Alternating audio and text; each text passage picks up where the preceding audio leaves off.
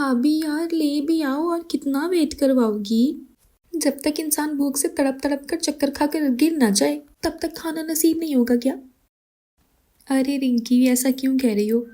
और खाना बनाना बच्चों का खेल तो है नहीं, और ना ही मेरे पास कोई जादू की छड़ी है जिसे घुमाकर मैं 5 मिनट में खाना बनाकर टेबल पर सजा दूं। अरे भाई, दाल चावल रोटी सब्जी सब कुछ बनाने में अच्छा खासा टाइम लगता है। खैर, तुम्हें तो सिर्फ टेबल पर बैठकर भाभी भाभी चिल्लाना आता है, आप ये सब कहाँ समझोगी? डोंट टेल मी भाभी कि आपने आज फिर से वही रोटी सब्जी बना कर रखी है। अरे यार भाभी, मैं बोर हो गई हूँ आपके रोज के इस बोरिंग खाने को खाकर।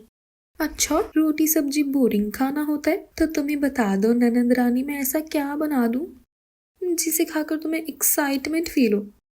भाई, हमें तो इस बोरिंग खाने को बनाने में भी 2 घंटे लग जाते हैं। अरे भाभी, तो किसने कहा है आपको रसोई में 2-2 घंटे अपनी मेहनत वेस्ट करो? स्मार्ट वर्क की जरूरत होती है भाभी।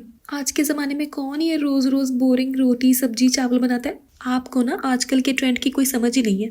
देख रही कि पहले ही रसोई में काम करते करते ना मेरा दिमाग गर्म हो गया है, और अब ये सब बातें करके तो मेरा दिमाग और खराब मत कर। अरे भैया, एक इंसान इतनी मेहनत से खाना बनाकर लाया है, उसकी मेहनत की थोड़ी सी तारीफ तो तुम कर नहीं सकती, उल्टा बने हुए खाने में कमियां अलग निकाल रही हो।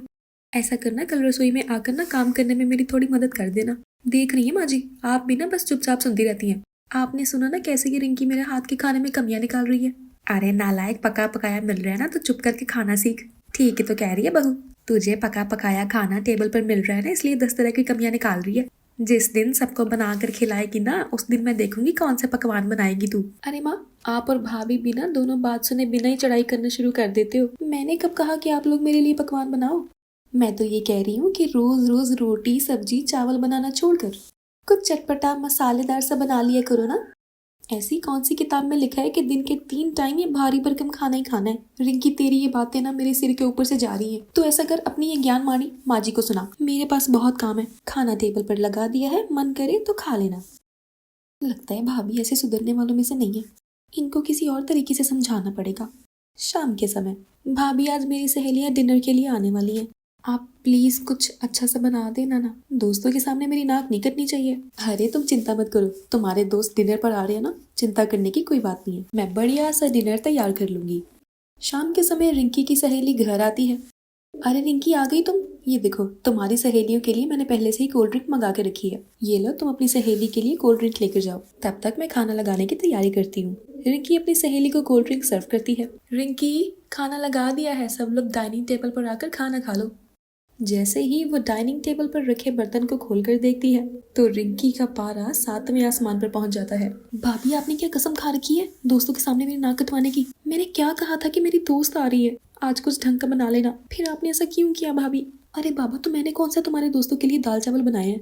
जाकर देखो ना, पुलाव मटर पनीर और पूरियां बनाकर रखी है, जाओ खाओ अपनी दोस्त के साथ। कैसी बातें करती है भाभी आप, दोस्त को सब्जी पूरी खिलाने के लिए थोड़ी ना इनवाइट किया था मैंने। और पहले भी कई बार आपको समझा चुकी हूँ कि सब्जी रोटी पूरी पराठों से ऊपर उठो। माँ जी के गेस्ट और मेरे फ्रेंड्स में कोई डिफरेंस भी समझती हो क्या? बिना बात कॉलेज में मजाक बन जाएगा मेरा। अरे कुछ हल्का फुल्का स्नैक्स नहीं बना सकती थी आप?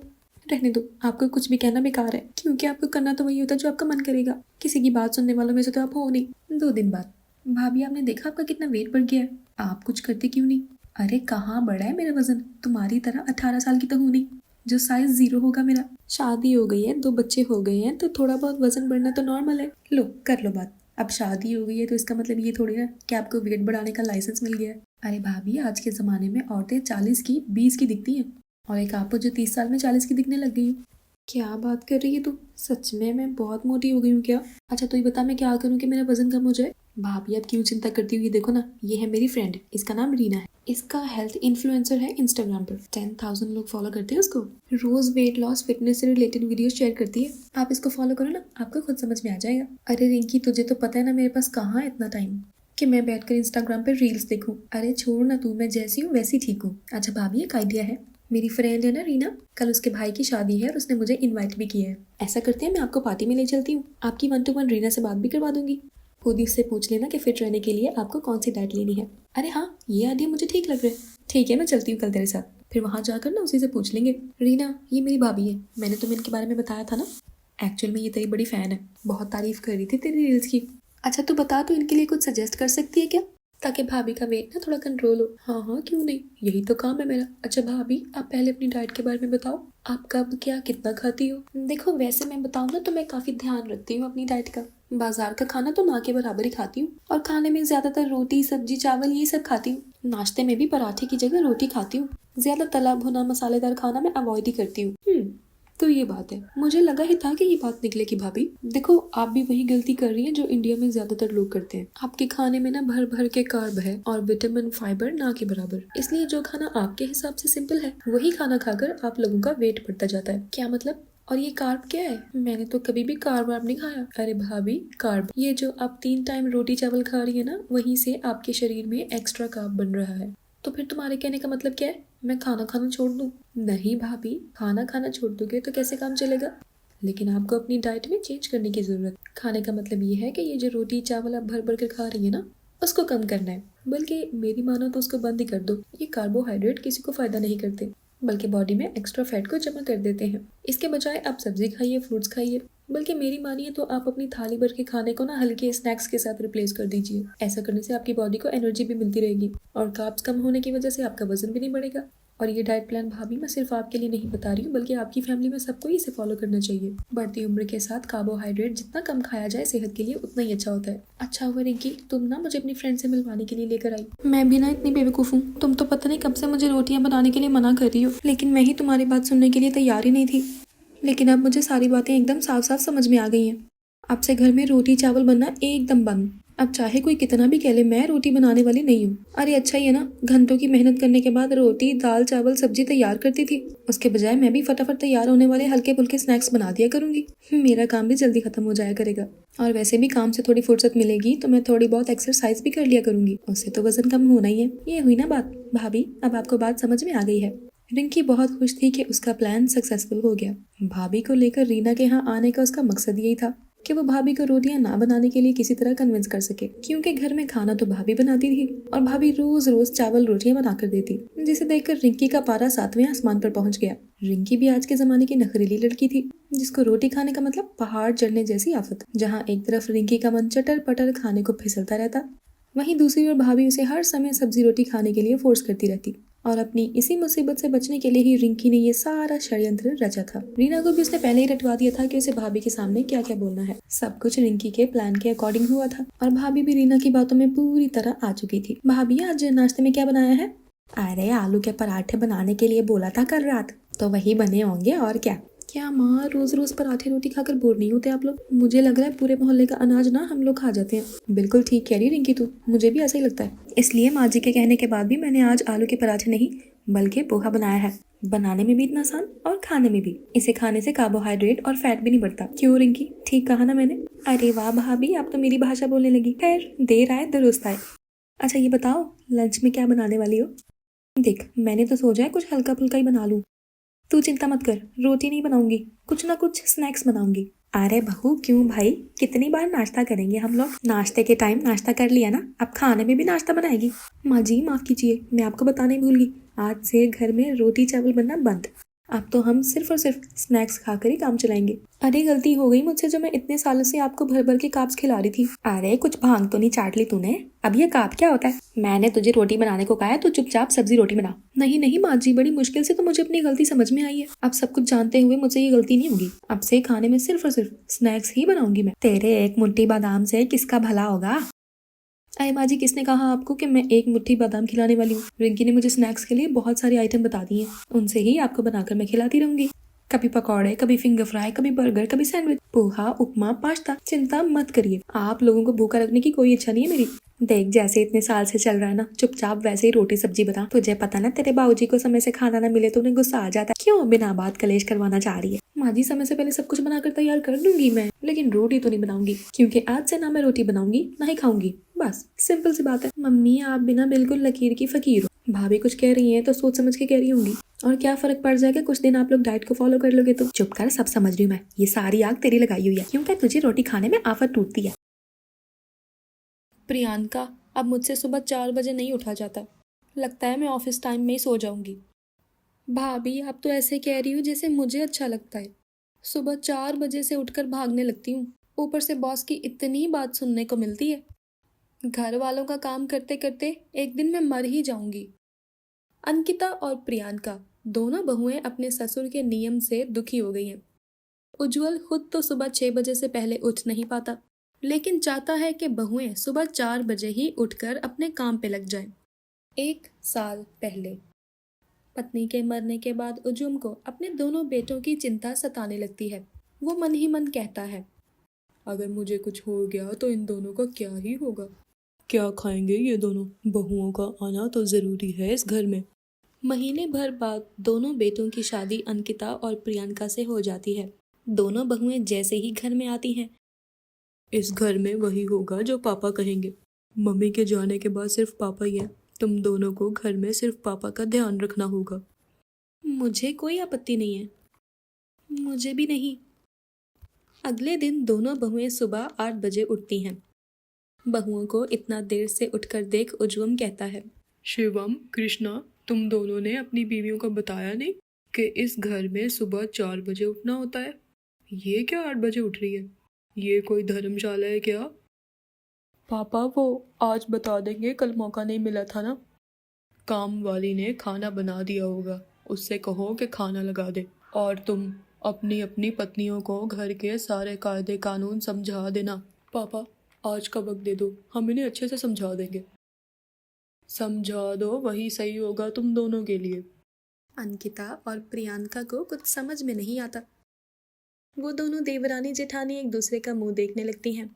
इन तीनों का मुंह क्यों लटका है? हमें क्या है भाभी, कुछ होगा भी तो पापा जी के सामने कौन पूछेगा? खाना बनाने के लिए कुक तो है यहाँ। अरे, कुक को हटा देंगे और कल से हम दोनों ही खाना बनाएंगे। हाँ, मैं भी अपनी जॉब ज्वाइन करूँगी। तुम कहती हो तो रहने देते हैं, 1 हफ्ते के लिए देख लेते हैं कुक को। कोई बात है क्या? नहीं, ऐसा कुछ भी नहीं है, लेकिन तुम दोनों से एक बात कहनी है। एक्चुअली ना, हमने गलती कर दी, कल ही दोनों को बता देना चाहिए था। क्या? अभी बताओ ना। तुम दोनों को कल सुबह 4 बजे उठना होगा। पापा जी सुबह 6 बजे उठ जाते हैं और नहा धोकर खाते हैं। काम वाली को हटा देंगे आज से। अरे, उसमें कोई बात नहीं, हम हैं ना, हम नाश्ता बना देंगे टाइम पर। 8 बजे नाश्ता करने के लिए हमें 4 बजे उठने की कोई ज़रूरत नहीं है। हम 6 बजे उठकर पापा जी के लिए खाना बना देंगे, फिर सारा काम करके अपने अपने ऑफिस का काम करने लगेंगे। वही ना, 2 घंटे इनफ है खाना बनाने के लिए। भाभी, बात ये नहीं है। बात ये है कि पापा जी को पसंद नहीं है कि बहुएं उनके सामने खाना बनाएं। उनके उठने से पहले ही काम हो जाना चाहिए। अरे, ये क्या लॉजिक है? उससे क्या होगा? बात यही है और आप दोनों को इसी तरीके से चलना होगा। उनके उठने से पहले ही काम हो जाने चाहिए, या फिर वो घर में आए उससे पहले। अंकिता और प्रियंका एक दूसरे का मुंह देखने लगती हैं और दोनों हाँ में हाँ मिला देती हैं। दोनों भाई हामी सुनकर खुशी खुशी ऑफिस चले जाते हैं। इधर अंकिता और प्रियंका नाश्ता करते हुए एक दूसरे से कहती हैं, प्रियंका, ये थोड़ा अजीब नहीं है? सामने काम नहीं करना है। आखिरकार काम तो हम दोनों ही कर रहे हैं। फिर ठीक है ना भाभी, हम भी नाश्ता बनाकर सो जाएंगे। हाँ, अब तो यही करना होगा। उधर दोनों भाई आपस में बात करते हैं। भैया, लड़कियां तो हम दोनों को अच्छी मिल गई, एक ही बार सुबह 4 बजे उठने को राजी हो गई। पापा ने ही तो इतना देख देख कर लड़कियां पसंद की है। उज्जवल खाना बनाने वाली को निकाल देता है और जाते जाते खाना बनाने वाली अंकिता से कहती है, इस घर में काम करना बहुत ही मुश्किल है। आप दोनों का क्या होगा ईश्वर जाने। बहुत मुश्किल है इस घर में खाना बनाना। मेरी तो मजबूरी है, आप लोगों की क्या मजबूरी है जो इस घर में आ गई? क्यों, ऐसा क्या है? अभी कहाँ देखा है आपने, अभी तो पिक्चर बाकी है। खाना बनाने वाली चली जाती है और अंकिता और प्रियंका एक दूसरे का मुंह देखने लगती हैं। रात को शिवम और कृष्णा घर लेट आते हैं। घर आकर दोनों खाते पीते हैं और उनके कारण अंकिता और प्रियंका को सोते सोते 12 बज जाते हैं। अंकिता प्रियंका से कहती है, देवरानी जी, अब सो जाओ, वरना कल हम उठ नहीं पाएंगे। हाँ भाभी। सब जाकर सो जाते हैं। अगली सुबह अंकिता और प्रियंका ठीक 4 बजे अलार्म की आवाज़ से उठ जाती हैं। उठते ही दोनों नहा धोकर खाना बनाने में लग जाती हैं। जिंदगी में कभी 4 बजे नहीं उठी हूँ। भगवान कभी ऐसे इंसान से शादी ना करवाए। मुझे तो लग रहा है ये शादी नहीं, मेरे जीवन की बहुत बड़ी भूल की है मैंने। इससे अच्छा तो कवारी थी मैं। प्रियंका और अंकिता नाश्ता बनाकर सबको देती हैं और उज्जवल नाश्ता करके कहता है, खाना अच्छा बना है, इसी तरह तुम दोनों सुबह उठ जाया करना। चलो मैं टहलने जा रहा हूँ, दोपहर का खाना मेरे आने के पहले बन जाना चाहिए। बाकी पूरा दिन तुम्हें जो करना है करो, जो खाना है खाओ। जी पापा जी। दोनों भाई दुकान चले जाते हैं और उज्जवल टहलने। इधर अंकिता और प्रियंका नाश्ता करके अपने अपने लैपटॉप पर बैठ जाती हैं। दोनों ही वर्क फ्रॉम होम करती हैं। अटेंडेंस लगाकर थोड़ी देर काम करती हूँ, फिर उठकर दोपहर का खाना चढ़ाकर सो जाऊंगी। उधर प्रियंका सोचती है, अटेंडेंस लगाकर सो जाती हूँ, अब और मुझसे नहीं रहा जाता, बहुत तेज नींद आ रही है। प्रियंका अटेंडेंस लगाकर सोने चली जाती है। जैसे ही प्रियंका सोती है उसे कृष्णा का फ़ोन आता है। कच्ची नींद में प्रियंका उठती है। पता नहीं किसका फ़ोन है। हेलो। प्रियंका, स्टाफ अभी घर आ रहा है, देखो बगल वाले कमरे में कुछ सामान पड़ा होगा, वो दे देना। ठीक है। फ़ोन रखकर प्रियंका चिड़चिड़ा जाती है। यहाँ तो आदमी 2 मिनट भी आराम नहीं कर सकता। स्टाफ तो अभी तक आया नहीं और मुझे उठाकर बिठा दिया। ये कैसी किस्मत है मेरी। सुबह 4 बजे उठकर रसोईया बनो और अभी दरबान। प्रियंका करीबन 1 घंटा इंतज़ार करती है। उसके बाद जाकर स्टाफ आता है। तब तक प्रियंका की नींद उड़ जाती है। स्टाफ को सामान देकर प्रियंका फिर अंकिता के साथ रसोई में लग जाती है। थकावट हो रही है, मन कर रहा है कि सो जाऊं, लेकिन ऐसी किस्मत कहाँ, खाना बनाकर सो जाऊंगी। मैं तो सो भी नहीं सकती हूँ। ऑफिस टाइम से ब्रेक लिया सोने के लिए तो इनका फ़ोन आ गया, और अब अगर सोई तो ऑफिस से मुझे निकाल देंगे। हाँ वो तो है। अंकिता और प्रियंका खाना बनाकर अपने अपने कमरे में चली जाती हैं। अंकिता तो सो जाती है और प्रियंका अपने ऑफिस के काम में लग जाती है। इधर जैसे ही प्रियंका सोती है शिवम का फ़ोन आता है। यार अभी सो रही हो, ये कोई टाइम है सोने का? उठ जाओ, पापा आते ही होंगे, तुम्हें सोया हुआ देखकर गुस्सा करेंगे। अरे पापा जी 4 बजे आएंगे, उससे पहले नहीं, अभी तो सोने दो मुझे, वरना मैं पागल हो जाऊंगी नींद से। अरे कोई सोना नहीं है, मैं आ रहा हूँ, तुम मेरा और कृष्णा का टिफ़िन पैक कर दो, मैं थोड़ी देर में आ जाऊँगा, आज दुकान में बहुत भीड़ है। ठीक है आ जाओ, वेट कर रही हूँ। अंकिता उसी वक्त रसोई में खाना पैक करने चली जाती है। आदमी सोए तो सोए कैसे, किस्मत ही फूटी है हमारी। अंकिता खाना पैक करके बैठी रहती है और शिवम 4 बजे आता है। उसी वक्त उज्जवल भी आता है। शिवम को देखकर अंकिता कहती है, जब 4 बजे ही आना था तो मुझे 2 बजे से क्यों उठा रखा है? ये तो कोई बात नहीं हुई। अरे तो क्या हो गया, वैसे भी ये कोई वक्त नहीं है सोने का, दुकान से निकल ही नहीं पाया, पैसा कमाना कितना मुश्किल है तुम्हें क्या पता। तुम तो ऐसे बोल रहे हो जैसे मैं तो काम ही नहीं करती।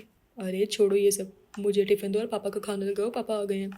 बहू, रात में मैं खाना नहीं खाऊंगा, तुम मेरा खाना मत बनाना। जी पापा जी। एक और बात, मुझे खाना परोसने के लिए दोनों बहुएं होनी चाहिए। जी पापा जी। इसी तरह दिन बीतने लगते हैं। अंकिता और प्रियंका की किस्मत फूटी थी। बेचारी 4 बजे उठती और दोनों 1 मिनट भी नहीं सो पाती। थक हार कर दोनों नौकरी छोड़ देती हैं। उज्जवल, पहले हमारी माँ ने, फिर मैंने और तेरी बीवी ने तेरे हिसाब से ही तेरे लिए खाना बनाया, लेकिन अब तेरी बहुएं उस हिसाब से नहीं चल सकती। पुराने वक्तों में और अब में बहुत अंतर है। हमने खुद को तेरे लिए बदला और सुबह 4 बजे उठकर तेरे लिए खाना बनाया, लेकिन इस बर्थडे पे मैं तुझे कोई तोहफा नहीं दूंगी, बल्कि तुझसे एक तोहफा लूंगी। बोलिए दीदी, क्या चाहिए आपको? तुझे खुद को बदलना होगा बहुओं के लिए, और अपनी 4 बजे वाली रसोई को बंद करना होगा, वरना ये बहुएं एक वक्त के बाद तेरे बेटों को छोड़कर चली जाएंगी। अरे तुम तो दुनिया से चले जाओगे, लेकिन तेरे बेटों की जिंदगी बर्बाद हो जाएगी। दीदी, तुमने मुझे कोई तोहफा दिए बिना ही ऐसा तोहफा दे दिया जिससे मेरी बची हुई जिंदगी संवर जाएगी। बर्थडे पार्टी खत्म होने के बाद उज्जवल बहुओं से कहता है, आज से तुम दोनों की 4 बजे वाली रसोई समाप्त, और जब नाश्ता बनाना चाहती हो बना लेना। दोनों बहुएं खुशी से पगला जाती हैं और जाकर सो जाती हैं।